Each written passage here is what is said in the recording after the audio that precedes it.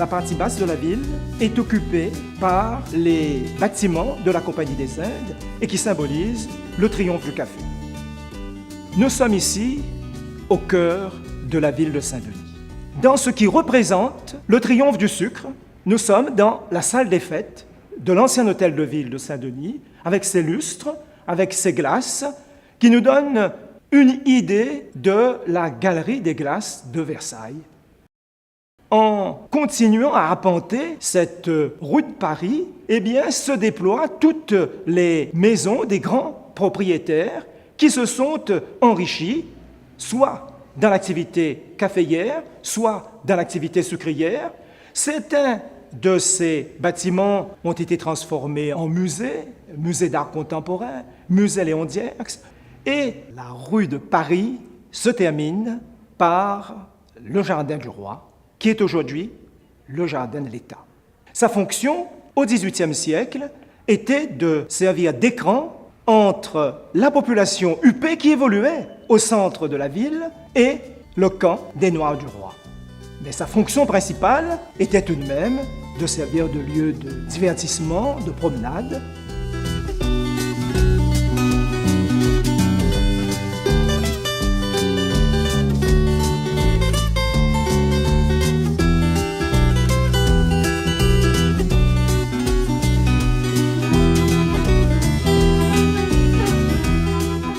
L'origine de ce temple remonte au début du XXe siècle. Un groupe de fidèles d'Indiens ont décidé un jour de créer un temple en ce lieu. Alors bien évidemment, le bâtiment était constitué de bois et avec une toiture en tôle. On a décidé de donner à ce temple un style dravidien, c'est-à-dire qui correspond aux textes sacrés. Et on a été obligé pour cela de faire venir un architecte appelé Starpati, avec un groupe d'ouvriers. Ces ouvriers sont restés là une dizaine d'années pour terminer la construction de ce temple. Ce temple est apparu dans la rue Maréchal Leclerc, anciennement appelée rue Grand Chemin, par des Indiens qui vivaient dans cette rue. Ils occupaient la profession de bazardiers, bijoutiers, commerçants. Donc on peut dire que ce temple fait partie, je dirais, de l'histoire de cette rue Grand Chemin, cette rue Maréchal Leclerc, qui a évolué au fil des temps.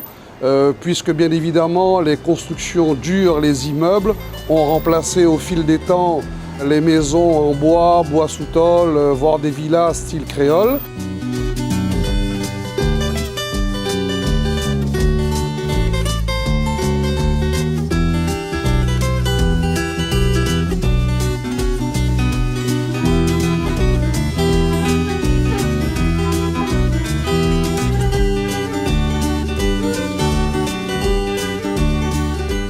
Le site du Lazaret, de façon globale, en fait, il est construit pour répondre aux besoins de constituer une sorte de porte d'entrée sanitaire. On accueille à ce moment-là des migrants qui arrivent à La Réunion dans le cadre d'un système qui s'appelle l'engagisme et qui recrutent dans tout l'océan Indien des travailleurs qui vont finalement se substituer à la main-d'œuvre esclave libérée en 1848.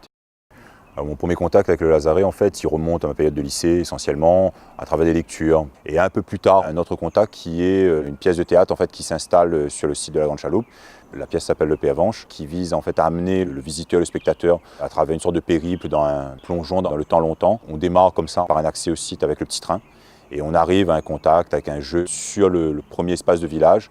Et là, en fait, véritablement, je découvre finalement que le site ne se limite pas uniquement à un récit migratoire, mais est finalement beaucoup plus complexe que ça. Il met en œuvre en fait des villageois, il met en œuvre un patrimoine ferroviaire, un patrimoine routier.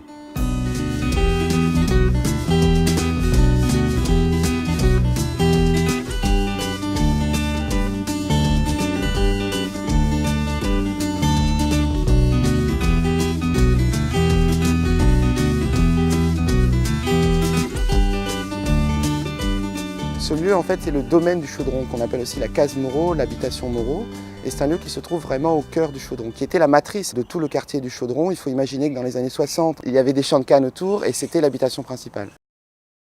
C'est un lieu chargé d'histoire, totalement improbable en fait aujourd'hui en 2011, car il a su se préserver loin de l'industrialisation. On m'y a accueilli pour mettre en place mon atelier, donc aujourd'hui je suis résident historique dans un endroit chargé d'histoire et c'est effectivement extrêmement intense dans tout ce qui concerne le rapport au monde à La Réunion. En tant qu'artiste, en tout cas, c'est véritablement exaltant et intéressant de pouvoir être dans ce lieu et travailler et participer comme ça à le faire revivre, à le faire renaître, à le revitaliser et d'imaginer des nouvelles aventures dont les racines viennent d'un passé très lointain.